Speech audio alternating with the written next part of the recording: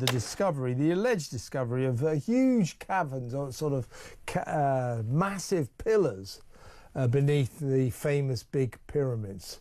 Beneath the Khafre pyramid, radar scans revealed 8 colossal shafts, each 11 meters wide, plunging nearly 650 meters into the earth, deeper than any known structure from the ancient world. At the base, 2 massive chambers, perfectly mirrored, locked beneath the desert's bedrock. If accurate, it changes the face of history as we know it. New discovery is shedding light on a mystery that dates back millennia, many millennia. Italian and Scottish researchers, mainly from the University of Pisa, conducted advanced high-frequency radar mapping under Egypt's famous pyramids. They claim to have discovered wells, caverns, and shafts that are more than 2,000 feet underground. In early April, in a quiet press room in Pescara, Italy, 4 independent researchers, Filippo Biondi, Armando May, Corrado Malanga, and Nicola Ciacchio, made an announcement that sent shockwaves through the scientific community. And what they discover is, if you want spiral hallways, I don't know how many of them, but that could lead maybe to an hypothesis, a thesis that maybe we have there an ancient technology. Using synthetic aperture radar (SIR), a ground-penetrating technology capable of scanning hundreds of meters below the surface, the team mapped an underground structure beneath the Khafre pyramid that defies conventional archaeological understanding. The scans showed 8 vertical shafts arranged in perfect symmetry, extending to a depth of 648 meters, and 2 rectangular voids, each roughly 80 by 75 meters, positioned with architectural precision. For more than 2 centuries, experts believed Giza's pyramids had been fully excavated. But if these readings are accurate, what lies beneath may be far larger and far more advanced than anything previously recorded in Egypt's official timeline. What they revealed next didn't just challenge archaeology, it challenged the limits of what humanity thought was possible beneath the Giza Plateau. Inside the quiet hall of the conference center, Dr. Filippo Biondi took the stage with the kind of stillness that usually precedes something extraordinary. A radar specialist by training, he carried no myth, no headline, only data. The team had adapted synthetic aperture radar technology, originally developed for scanning distant asteroids, and turned it toward the limestone bedrock of Egypt. But this wasn't ordinary SAR. By fusing natural microseismic vibrations with controlled artificial oscillations, they amplified the signal to a degree no ground-penetrating radar had ever reached. It was as if the Earth itself had been given a voice, and they had simply learned to listen. The first 3D reconstructions lit up the screen behind him. Sharp echoes, layered scans, precise symmetry. The bedrock beneath Giza was not a single mass of limestone. It was honeycombed with voids, chambers, and shafts arranged with deliberate geometry. Every angle was intentional. Every pattern spoke of design, to prove the method's accuracy. The team began with Khufu's pyramid, the most thoroughly mapped monument on Earth. The SAR model achieved a 97% match with its known interior. A 3% deviation was all that remained. That validation stripped away any claim of coincidence. What they had detected beneath Khafre was not noise, it was structured. The scans showed 8 vertical shafts, each 11 meters wide and plunging 648 meters deep. Arranged around the pyramid's axis, 2 rectangular chambers sat at precise intervals below, their alignment calculated with mathematical exactness. None of this appeared in official site maps. Within hours of the conference, those images had spread through archaeological networks. Some dismissed them as misinterpretation. Others simply stared at the geometry, unable to look away. For 2 centuries, Khafre was believed to be fully mapped, but the Earth itself was telling another story. If this network had been deliberately sealed, then someone had gone to great lengths to hide it. The precision of the layout, true north alignments, exact intervals. Engineered symmetry suggested an intelligence far beyond chance. Biondi didn't offer speculation. He let the scans speak for themselves. The cold geometry left little room for myth or theory. If the models are correct, then the finished maps of Giza are not complete. They are merely the surface of something much older. Beneath every layer of sand, there are older stories waiting. Perhaps what modern scholarship calls myth is only blurred memory. The ground does not lie. It waits. And when someone finally listens, the past answers back. Radar technology was only the beginning. Similar anomalies had already been detected far from Egypt, but that would be another chapter. But what followed next wasn't a mere academic update. It was a seismic shift in how the world might see the pyramids of Giza. The moment Armando May stepped back to the front, the atmosphere in the room changed. This wasn't going to be another incremental update. It was about to redraw the map of Giza. The first images appeared slowly on the screen, a vertical cross-section of the Khafre pyramid, stripped of its familiar stone layers. Inside, the radar scans revealed something unexpected: 5 hollow chambers stacked in perfect alignment, bound together by a network of corridors following strict geometric patterns. It was not a tomb. It was a structure built like a machine. In the 3D reconstruction, those chambers formed what looked like a mechanical spine running through the pyramid's heart. Each level had its own distinct geometry, yet all of them converged along a single axis, as if the monument itself had been designed around an invisible core. The burial chamber and known shafts, the things the world believed defined Khafre, were suddenly reduced to a thin outer shell. None of these internal spaces appeared on any archaeological map. Their geometry echoed what some independent experts call energy-layered architecture structures designed to manipulate airflow, temperature, or resonance. The deeper the scans went, the clearer it became. The familiar image of Giza was only the surface of something much more complex. Then the second layer of the discovery unfolded. Corrado Malanga, the physicist on the team, unveiled a new set of scans: 8 vertical shafts buried beneath Khafre, arranged in a perfect ring around the pyramid's axis. Each shaft measured 11 meters in diameter and descended almost 700 meters underground. Spiral patterns clung to their interior walls like the threads of a vast helix. Their density suggested basalt or granite material far beyond what copper tools could have carved. These formations echoed sacred wells in ancient Italy and India, except on an entirely different scale. They weren't random voids. Their spacing was exact. Their resonance measurable when acoustic tests were run. Synchronized frequencies reverberated through the shafts, as if something deep below still carried a pulse. The third revelation pushed the room into stunned silence. At the lowest level, nearly 700 meters beneath the surface, 2 colossal chambers emerged side by side, aligned with surgical precision, 80 meters wide, 75 meters high, joined by a single central tunnel. Their corners deviated from true alignment by less than 1/4 of a degree. No natural formation could explain it. These were engineered inside. The radar reflected cavities, perhaps air, perhaps water surrounded by high-density stone. To the team, it looked like a pair of resonators designed to amplify sound or energy channeled through the shafts above. No known ancient technology could build such a system at such depth, and yet it was still there, silent, intact. At that point, the Egyptian authorities refused excavation permits. Official silence only fueled the storm. May noted that the chamber alignment mirrored Orion's belt with unnerving precision, suggesting a blueprint that extended far beyond Khafre alone. The pyramid might not be an isolated monument, but a single piece of a much larger, deliberate design. Then came the fourth discovery, the one the team called the turning point, at a depth exceeding 1.2 kilometers. Radar scans revealed a vast subterranean network beneath the plateau, intersecting tunnels, cavernous halls, and a central convergence point beneath the Sphinx. To describe what they saw, May invoked a word from the ancient funerary texts: Duat, the underworld of 12 gates. On the radar map, 12 zones appeared clearly defined, their borders too precise to be dismissed as erosion, and at the very center of this network, one last signal pulsed back to the instruments: sharp, focused, steady. It was not a myth they were reading. It was data. The reaction was immediate. The media called it the rebirth of the Atlantis myth. Scholars argued. Skeptics mocked. But no one could erase the images, if the data was right. Then beneath Khafre lay not a burial site, but an engineered system not built for death, but for a purpose still unknown. And maybe Duat was never a metaphor. It was a place, a real place, waiting.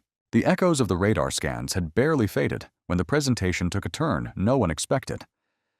The discovery was no longer confined to science or engineering. It was stepping into something older, something whispered for nearly a century. The lights dimmed, and a single face appeared on the screen: Edgar Cayce. The American mystic often called the sleeping prophet.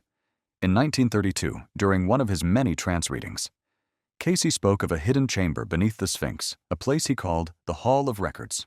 According to his prophecy, it contained stone tablets from a lost civilization, sealed away after a cataclysm more than 12,000 years ago. For decades, these claims were treated as legend spiritual mythology with no place in serious research. But the images projected across the conference hall were drawing an unsettling line between prophecy and data. The underground layout revealed by radar mirrored Casey's description with unnerving precision 8 vertical shafts, 2 massive chambers, and a central axis connecting Khafre's pyramid to the Sphinx, the very location Casey once identified. The idea was simple, yet devastating in its implications. If the alignment was real, then the structures buried beneath Giza might not just be remnants of Egyptian engineering. They could be the physical echo of a civilization long erased from the surface of the Earth. Supporting evidence emerged from climate records and geological markers. Around 12,800 years ago, during the Younger Dryas, a global cataclysm abruptly altered Earth's climate, ending the last ice age. Casey had claimed that survivors of Atlantis fled to 3 regions: Egypt, the Andes, and Mesoamerica.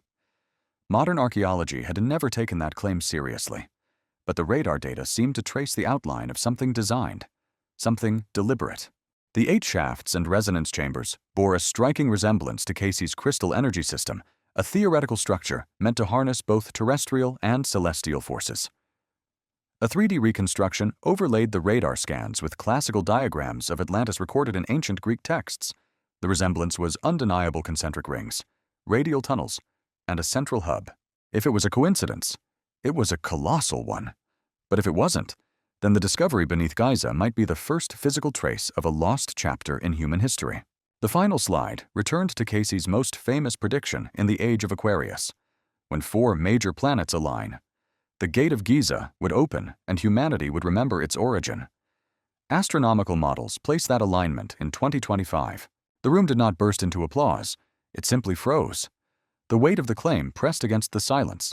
A story that once belonged to mystics and myth now hung uneasily in the air between science and belief. If the timeline is real, the next chapter of human history may not be revealed in the stars above us, but in the stone beneath our feet. The next sequence shifted away from subterranean maps and brought the focus upward to the night sky. 3 stars, perfectly aligned, burned against the darkness. On the screen, the Orion Belt constellation slowly overlaid the satellite image of Giza. The patterns didn't just resemble each other, they matched. For decades, the alignment between the pyramids and Orion's belt had been dismissed as either coincidence or speculative symbolism. But the precision revealed here was far beyond casual alignment. The 3 pyramids, Khufu, Khafre, and Menkaure, correspond exactly to Alnitak, Alnilam, and Mintaka. As they appeared over Giza around 10,500 BCE, even the slight angular offset mirrored the celestial configuration of Orion at that time. In Egyptian cosmology, Orion was Osiris, the god of rebirth and passage. The Sphinx, facing east, embodied the guardian figure who stands between the realm of the living and the dead. Together, they formed a symbolic bridge between earth and sky. As above, so below was not poetry. It was designed. A 3D reconstruction followed. Energy flow lines projected from the 3 pyramids and converged underground precisely at the coordinates where radar scans had revealed a massive chamber 1.2 kilometers deep. The geometry was too precise to ignore. A new line of reasoning emerged. The builders of Giza might not have originated the blueprint, but inherited it. The entire complex could have functioned as a harmonic node, a structure synchronized with stellar positions, designed to amplify or channel cosmic energy in ways that remain unexplained. Ancient temple alignments across Egypt reinforce this pattern. Many of them reflect stellar positions with sub-degree accuracy, suggesting a level of astronomical knowledge that predates dynastic Egypt, the Giza Plateau itself.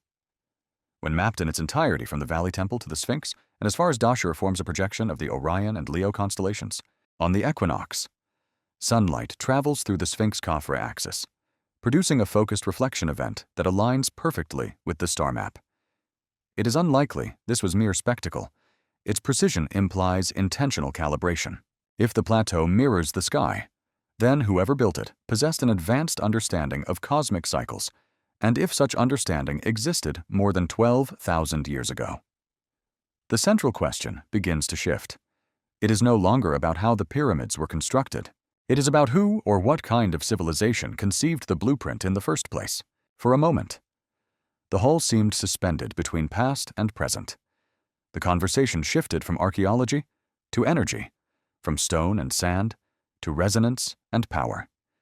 It was here that the team unveiled their boldest claim. Yet the pyramids were not tombs. They were machines. The starting point was not a mystery at all, but the materials themselves: limestone, granite, and quartz. The foundation of Giza's great monuments each carried a signature in the language of physics. Quartz crystals embedded in granite can generate electric charge under pressure, a property modern science calls piezoelectricity. In a static world, this is trivia, but in a world of constant seismic pulse and groundwater vibration, it is a battery. Beneath the Khafre pyramid, SAR imaging had already revealed underground streams, moving in rhythm with the breathing of the earth. When those currents flow through quartz-rich granite, weak but steady electric fields emerge. 8 vertical shafts, the same structures once dismissed as myth, could act as resonant channels, focusing these vibrations upward, layer by layer. The inner pyramid was not a mausoleum, but a tuned chamber. The proportions of Khufu and Khafre weren't decorative. Their geometry encoded pi and the golden ratio mathematical constants that optimize resonance and standing waves. The apex, once crowned with gold, may have functioned as a conductor, releasing energy skyward. In this model, the pyramid became a low-frequency generator water. Stone, vibration. Field a quiet engine, humming in sync with the earth. 3D energy simulations illuminated the screen. Invisible vortices spiraled around the apex, meeting streams rising from the shafts below. The two currents intersected in perfect equilibrium, forming a resonant field stable enough to amplify natural frequencies. The frequency measured today, around Khufu 8 Hz, mirrors the Schumann resonance, Earth's natural electromagnetic heartbeat. To some, it was a beautiful theory. To others, it was something far stranger, a bridge between forgotten knowledge and modern science. But the resonance did not end in Egypt. Tesla's Wardenclyffe Tower, built in 1905, followed the same principles: standing wave resonance between ground and ionosphere, transmission without wires, power carried not through copper, but through the air itself. The golden capstone of Giza and Tesla's copper sphere shared a purpose, not form. One ancient, one modern, both speaking the same physical language. When the Italian team placed the two designs side by side, the pyramid and the tower, the symmetry was undeniable. Both systems drew energy from the planet itself. Both pulsed upward toward the sky. Both depended on a geometry that aligned with the Earth's electromagnetic field. The past and the future folded together into one technological lineage. And then came the silence, because what could have been the greatest excavation of the century never happened. Every formal request to drill or excavate beneath the Khafre pyramid was denied. Official statements spoke of heritage protection, but behind the language, an older pattern surfaced, a history of discoveries buried not by sand, but by authority. It had happened before. In 1993, Rudolf Gantenbrink's small robot reached a sealed stone door deep inside Khufu's pyramid, only for the project to be abruptly shut down. In 1991, geological evidence hinting that the Sphinx was thousands of years older than Egyptian civilization itself met the same fate: silence, denial, locked gates. After the conference, the research team's website came under coordinated cyber attacks. Files vanished. Anonymous warnings arrived. No one claimed responsibility. No one needed to. The questions hanging in the air were far heavier than any stone block at Giza. What happens if the pyramids were not memorials to the dead, but monuments to energy? What happens if an ancient civilization had once learned to harness the pulse of the earth and someone, somewhere, decided the world wasn't ready to remember? The hall grew quiet again, the kind of quiet that comes not from certainty, but from realization. The sand of Giza has buried countless secrets, but sand shifts, and secrets do not sleep forever. The hall grew still, as if the air itself had paused to listen. Beyond the walls of the conference center, the sands of Giza lay unchanged, yet something imperceptible had shifted. Not in the desert, but in the space between what humanity knows and what it has forgotten, beneath layers of stone and silence. The structure revealed through the radar was less a monument than a memory. It traced lines older than maps, followed geometries that seemed to belong to another language, one that the Earth itself had once spoken. No one could say with certainty what rested below, but its presence was undeniable. A quiet pulse in the deep. For centuries, people have looked outward, imagining the beginning written in the stars. Yet the story may be written elsewhere in the slow memory of stone, in the quiet movements beneath the surface, in something that endures long after names and empires fade. As the last data faded from the screens, what remained was not an answer, but a widening silence. A silence vast enough to hold questions that do not yield easily to reason. Where does the boundary lie between what is buried and what is remembered? Between what we discover and what, perhaps, has been waiting for us all along?